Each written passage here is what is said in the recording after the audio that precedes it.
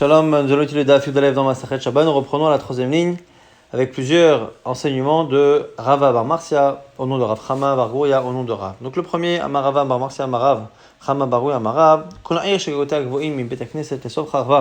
Toute ville dont les maisons sont plus hautes que la synagogue finira par être démolie. Je vais comme ça marqué. Les Romains mettent Betelokenu, un verset qui dit là-bas qu'il faut élever la maison d'Hachem. Ou la Hamid et Chorvota. Et après on parle de Chorvot, on parle de ruines. De là, on voit qu'il y a un lien entre les deux. Anémile et Batim, mais on nous précise que l'interdit est pour des habitations. Abal, Bekesh Couché, Vevrouré, mais tout ce qui est des tours ou tout ce qui est comme ça, des palais qui ne sont pas des endroits d'habitation, l'Itlanba, il n'y a pas de problème. Amar Abrahama nous précise Ana Avdel et Mata Marcia, de l'Ocharava, nous avons, en respectant cette halakha, fait que la ville de Mata Marcia n'a pas été détruite. La Gemara s'étonne, Ve'acharva, pourtant elle a été détruite. On m'a dit, mais autant avant l'Ocharava. Mais entre-temps, effectivement, elle n'a pas été détruite de cette faute-là. Donc on a préservé la ville un certain temps. Amarava Marcia, Amarav Barouy, Amarav, Tachat Ishmael, Lotachat Nochi. On nous précise ici qu'une personne, lorsqu'elle travaille pour une personne, en fonction du statut de la personne pour qui elle travaille, elle prend des risques. Alors, Ishmael, c'est mieux que Nochi, qui est quelqu'un de Edom. Il est plus gentil, moins méchant que quelqu'un de Edom. Et Tachat Nochi, Lotachat Chaver, mais le Edom, il est moins méchant que le Chaver. Chaver, c'était une peuplade qu'il y avait parmi les Perses. Tachat Chaver velo tachat Tamid Chacham, mais mieux vaut un Chaver qu'un Tamid Chacham, parce que lui, sa colère peut être fatale pour la personne qui l'a mise en colère. Et mieux vaut Tamid Chacham velo tachat etam almana qu'un orphelin ou une veuve dont les pleurs sont écoutés par Hachem. Amarava bar Marcia Amarav Chama Barouy Amarav kol choli ma'im. Mieux vaut n'importe quelle maladie plutôt que celle des intestins. Kol kev, mieux vaut n'importe quelle douleur, velo kev lev, mais pas celle du cœur. Kol michouch, velo michouch roche. Mieux vaut n'importe quel mal plutôt que le mal de tête. Kol ra'a, velo isha ra'a. Et mieux vaut n'importe quel mal plutôt que la mauvaise femme. Amarav chama barouy amarav, imeyu kol hayamim, dayo, vagamim, kulmusin, veshamaim, yiriot. Si la mer était de l'encre, si les roseaux étaient, tous les roseaux du monde étaient des plumes pour écrire, Kol Bnei Adam, Shamaim Miriot, et que le ciel faisait office finalement de tenture pour écrire, Kol Bnei Adam, et que tous les hommes du monde étaient des gens pour écrire, En Masfikin Yirtov Chalala Shel Reshut, on ne pourrait pas, ce serait pas suffisant pour écrire tout ce que le pouvoir, tout ce qu'un roi doit penser et doit gérer. Maïkra, quel est le verset qui le rapporte? Amar Meshachea Shamaim Larom, Ve'eretz Laromek, même la hauteur du ciel et la profondeur de la terre, et la melachim encheke. Malgré cela, les melachim, le cœur, ce qu'il y a dans les intentions dans le cœur d'un roi, encheke n'a finalement quasiment pas de limite. Amarava b'amasamar abchama barouy amarav yafar tanit lachalom ke'eshin oret. Le jeûne qui est fait après un mauvais rêve fait le même effet que le feu dans une motte de paille. Amar aprisda duvo shel yom amar Yosef. Afilo Shabbat. On nous précise ici que c'est Bobayom, il faut que ce soit le jour même. Et Rabbi Yosef nous dit même Shabbat. Donc celui qui a rêvé vendredi soir peut jeûner et ça lui enlève la mauvaise xéra qu'il aurait pu avoir dans un rêve. Rabbi Yoshua Bered, Rabbi dit Ikla le Beravashi, Avdele Igla Tilta. Un jour, donc Rabbi Yoshua Bered, Rabbi dit, il est venu chez Ravashi, il lui a préparé comme ça un animal, un veau. Amar lui a dit, Omar midi, il lui a dit mange. Amar lui a dit, Tanit Yativna, je suis à jeun. Je jeûne. Amalou lui dit, Vélo ça va les mar. Léa de Rabbi Yehuda Amarav. Yehuda, lava Adam Ta'anito Porea. Donc, il y a aussi une halakha qui dit qu'on peut repousser un jeûne si on a l'habitude de jeûner et on rembourse en faisant un autre jeûne une autre fois. Mais il ne savait pas que c'était un Ta'anit Chalom. Donc, il lui a dit, Amaleu Ta'anit Chalom hu. C'est un jeûne par rapport à un mauvais rêve.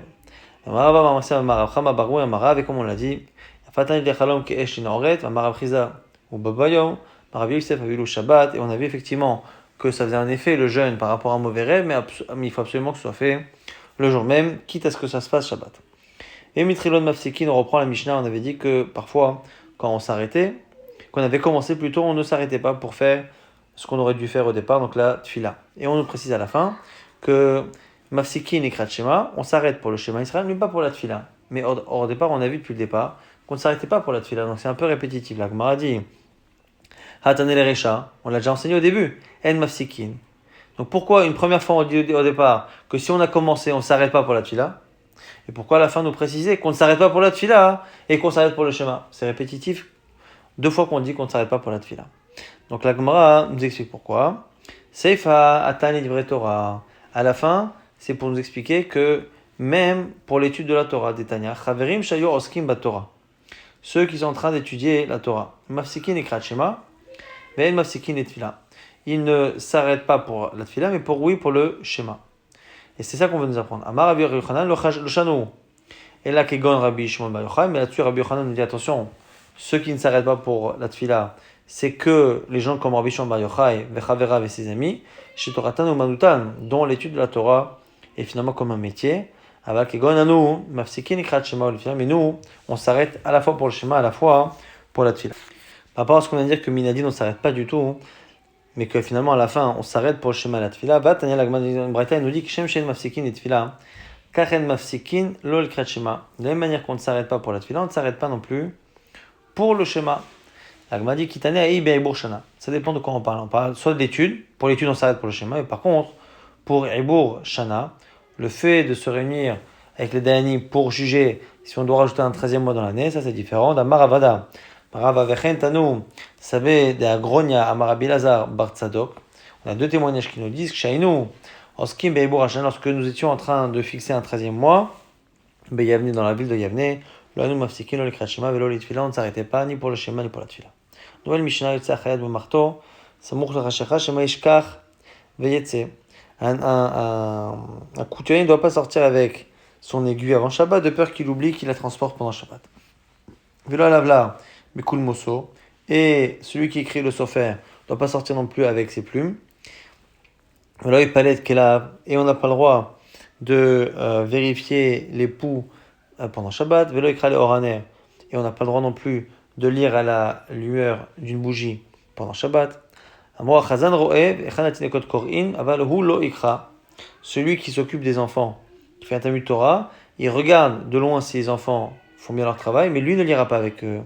Et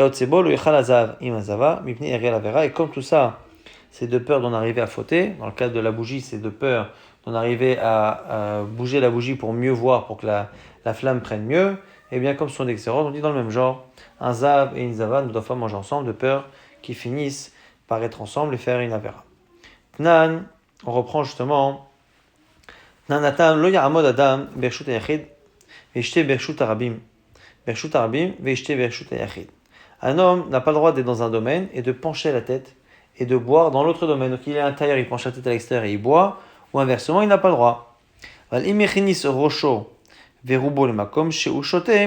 si il n'y a pas que la tête qui est dans l'autre domaine, mais la majorité du corps également, là c'est bon. Mais n'avoir que la tête et boire dans l'endroit où il a sorti la tête, ça c'est interdit, de peur qu'il en vienne après à rapporter la nourriture ou la boisson avec lui. La Gemara nous dit à la fin, Vechen begat.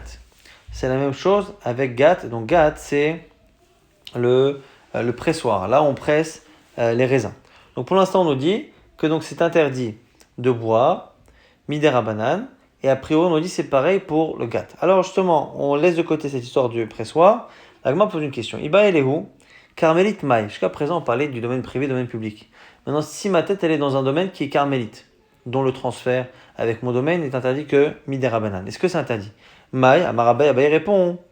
Il dit, Haï, Rava, Amari, Goufa Xera, Baninkom, Mixor Xera, l'Exera. Abaye, il dit c'est pareil. Hihi, c'est la même chose. Domaine privé ou carmélite, c'est pareil. On n'a pas le droit de transférer, donc on n'a pas le droit de mettre la tête et de boire. Ça, c'est Abaye. Rava dit pas du tout. Pourquoi? Parce que déjà, chez nous, le fait d'interdire de mettre la tête, c'est une Xera. Carmélite, c'est une Xera. Le fait d'interdire de sortir la tête et de boire dans un carmélite, ça fait une xéra sur une xéra. Amar Abaye lui dit, Mena minala, d'où je sais que c'est interdit, des katane vechen begat, à cause de l'enseignement qu'on vient de citer, ou qui disait là-bas, que pareil pour le gat, donc pareil pour le pressoir. Vechen begat, my gat, c'est quoi le statut de ce pressoir? Ireshuta yachid, si c'est un domaine privé, on a déjà enseigné dans cette même enseignement, Tanina. Ireshuta rabim, si les domaines publics, pareil, Tanina. Donc comme la Mishnah a précisé qu'on n'a pas le droit de boire en penchant la tête dans le domaine privé, ni dans le domaine public, quand à la fin on dit c'est pareil pour Gat, on ne peut pas imaginer autre chose que finalement le troisième type de domaine qui est donc carmélite. Et la lave carmélite. Rava répond, Rava Amar, Vechen begat enyan maaser. Non, il dit, tu sais, pour le gat, ça n'a rien à voir avec l'histoire de Shabbat. C'est pas par rapport à Otsat Shabbat, c'est par rapport au maaser. Donc finalement, par rapport à Shabbat, il n'y a que le domaine privé ou le domaine public dans lequel on ne peut pas pencher la tête et boire. Mais par contre, ce qui est marqué pour ça, c'est valable également pour le gat. Pourquoi? Pour le maaser. Vechen amar Rav Sheshet, Vechen begat enyan maaser. Et comme ça, explique également Rav Sheshet que la fin de cette Mishnah, Vechen begat, c'est par rapport au maaser. Pourquoi? Dit Nan, Shotin alagat, ben alachamin ou ben alatsonen. Ici, on parle de quelqu'un qui boit donc le jus de raisin qui vient de sortir du pressoir. Normalement, il faudrait prélever le maaser, mais lorsque la manière de boire n'est pas une manière de boire classique, c'est-à-dire que c'est pas quelque chose de posé, d'organisé, c'est vraiment shiat harai, comme si on goûtait, comme si vraiment on ne faisait pas une vraie dégustation, un vrai repas, eh bien c'est pas tout du maaser. Et donc du coup, on voit ici que le fait d'être au-dessus du pressoir, ça peut justement donner l'impression que c'est pas vraiment une vraie consommation classique. Et ici, on nous fait une distinction. Pourquoi? Parce qu'à l'époque, ils avaient tendance à diluer avec de l'eau le jus qu'ils étaient en train de consommer. Et donc, on va voir qu'il y a peut-être une distinction. Pour l'instant, on nous dit que shotin à la gat, on peut boire au-dessus du gat ben al chamin, ben al sonen, que finalement, il coupe le jus avec de l'eau chaude ou de l'eau froide, pas tour. Livré Rabbi Meir, c'est Rabbi Meir. Rabbi Lazar, Rabbi Tzadok, Mechayev. Rabbi Lazar, Rabbi Tzadok dit, quoi qu'il arrive, c'est assourd. Chachamim, Omrim, il faut une distinction. Ala chamin chayav, ala tsonen, patour. Si c'est sur le chamin, non, pourquoi? Parce que comme il a coupé le jus avec de l'eau chaude, il ne pourra pas remettre après les restes qu'il n'a pas bu dans le reste du jus. Et donc, du coup, finalement, ce qu'il prend, il ne le remettra pas. Et donc, c'est comme si c'était une vraie consommation. Mais par contre, dans le cas où il le fait à la tsonen, eh bien, pas tôt, parce qu'il finira par remettre dans le pressoir ce qu'il n'a pas consommé dans le verre. Donc, on a cette distinction-là, qui est entre le fait d'être au-dessus du pressoir ou pas, et après, si on a coupé avec de l'eau chaude, de l'eau froide. Et donc, selon Rav Sheshet et selon Rava, c'est par rapport à cet inyan de Maasala qu'on a dit que pour le gad, c'est pareil, que si on penche la tête, eh bien, ça peut avoir un statut particulier. Maintenant, on reprend le Itzachayad le marteau, on ne fera pas sortir un couturier avec son épingle. Shema Ishkar, veillez de peur qu'il oublie qu'il l'apprenne pendant Shabbat. Maïlav des trouvalo bevigdo. Donc, m'a dit, est-ce qu'on parle a priori d'une épingle qui est accrochée à son vêtement? Donc, m'a dit, des nakid bidé. Peut-être qu'on parle de quelqu'un qui la porte à la main. Et on va essayer justement de juger ce problème-là. Tashma, on essaie de trancher. Lo itzachayad be marteau, atechuvalo bevigdo. C'est marqué dans une braïta. Un homme ne doit pas sortir avec l'épingle accrochée à son vêtement. Et donc, a priori, la Gemara dit, Maïlav, Berev Shabbat, on parle ici de vendredi, non? Et donc, du coup, tu vois que vendredi, le problème, il est même si c'est accroché au vêtement. La Gemara dit, c'est pas une preuve. Lo kitanya ibe Shabbat. Peut-être que c'est pendant Shabbat. La Gemara dit, Vea tanya lo itzachayad be marteau, atechuva bevigdo, Berev Shabbat. Aim chashecha. Pourtant, il y a une braïta qui dit clairement qu'Achayat n'a pas le droit de sortir avec l'épingle accrochée à son vêtement la veille de Shabbat, imchashecha.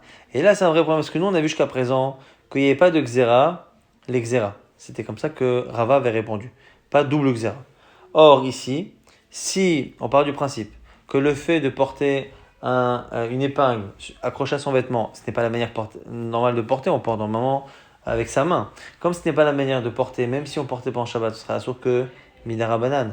Interdire de le porter ainsi avant Shabbat, c'est créer un interdit d'Erabanan, de peur que pendant Shabbat, on fasse un autre interdit d'Erabanan. C'est Xéra l'Exéra. Et donc, du coup, ça, c'est une objection contre Rava qui refuse de faire Xéra l'Exéra. Et donc, c'est une question pour le carmélite. Est-ce que pour le carmélite aussi, on n'a pas le droit de pencher la tête et de boire dans un endroit qui est carmélite? L'Agma répond, Hamani, c'est qui là-bas? C'est Rabbi Yehuda. Damar, Uman, Derech, Umanuto, Chayav.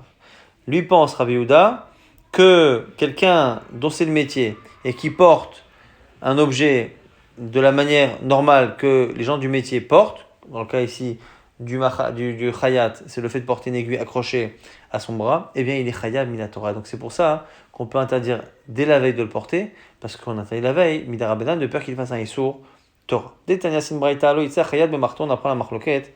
Atrovalo bevigdo, On n'a pas le droit de sortir donc le chayat. Il n'a pas le droit de sortir avec l'épingle accrochée à son vêtement.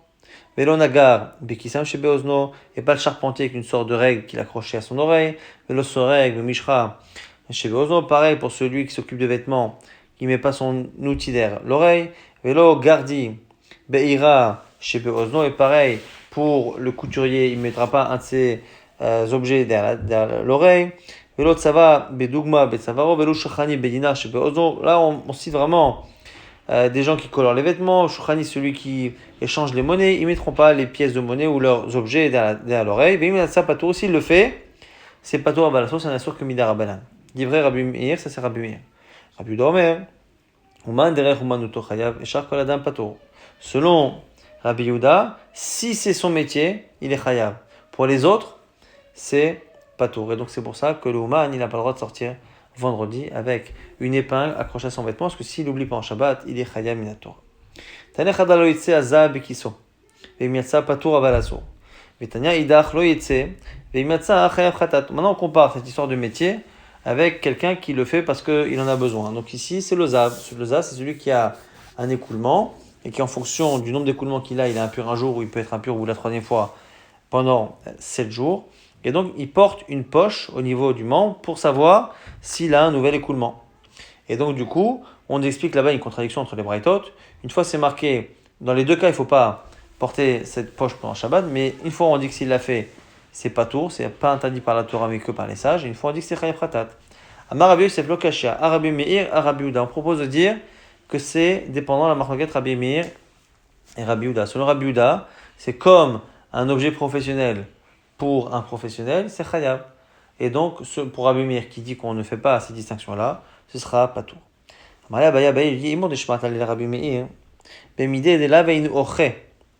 dit, tu sais, Rabbi Meir, il a dit pour quelque chose qui n'est pas vraiment l'habitude de porter. Parce qu'une épingle, ça se porte à la main. Et effectivement, parfois, il accroche, mais à la base, on porte ça à la main. Mais dans le cas là-bas de la poche qui est liée au parti pour savoir s'il y a un écoulement. On ne peut pas la porter autrement que là-bas. Et là, Mata et Diot Shechakak Kav Bebik Al Shabbat. Les Rabbi Meir, Achinami de l'homme Echayev. Est-ce que tu peux imaginer un seul instant qu'un homme qui n'est pas professionnel et qui fabrique un ustensile, qui le creuse pendant Shabbat, comme il n'est pas professionnel, il ne le fait pas exactement comme d'habitude, comme les gens le font. Et donc, du coup, quoi? Il serait pas chayav, ça n'a pas de sens. Et là, donc on propose autre chose. Kan Bezav Baal Shteriot. Kan, Bezav, Shel Shalosh Riyot. Ça dépend s'il a déjà vu 2 fois ou s'il a vu 3 fois. Pourquoi? Parce que s'il a vu déjà 3 fois, mais quoi qu'il arrive, il est déjà tamé. Et donc le fait de voir une 4e fois ne changera rien à son statut. Alors que s'il a vu 2 fois, là, la poche qu'il porte dans les parties est importante parce que s'il a il est obligé de savoir s'il a un 3e écoulement pour savoir s'il est impur pendant 7 jours ou pas. L'agma dit maintenant. Finalement, il y a quand même une afkamina. Pourquoi finalement tu dis que c'est important pour celui qui en a vu 2? Parce qu'il veut vérifier s'il a un écoulement pour savoir s'il est zav gadol. Mais je peux te dire que même celui qui a vu 3 fois zav, bal shalosh nami. Mais les sphira, lui aussi, pourquoi il a besoin de savoir s'il doit compter un jour de plus? Puisque celui qui a vu 3 fois doit avoir 7 jours où il reste pur sans écoulement. Et donc chaque jour, il a besoin quand même de savoir s'il n'a pas un écoulement, parce que sinon il doit reporter le compte. Donc la Gemara précise, et là les bobayam. On parle donc de quelqu'un qui a 3 rayot, et dont la 3e a eu lieu pendant Shabbat, donc c'est le jour même. Et là, le fait d'avoir un 4e écoulement le même jour que le 3e, pour le coup, ça n'a aucune conséquence, ni par rapport à son décompte, ni par rapport à son statut. C'est pour ça que dans ce cas, on dira patour, et dans l'autre cas, on dira chayab.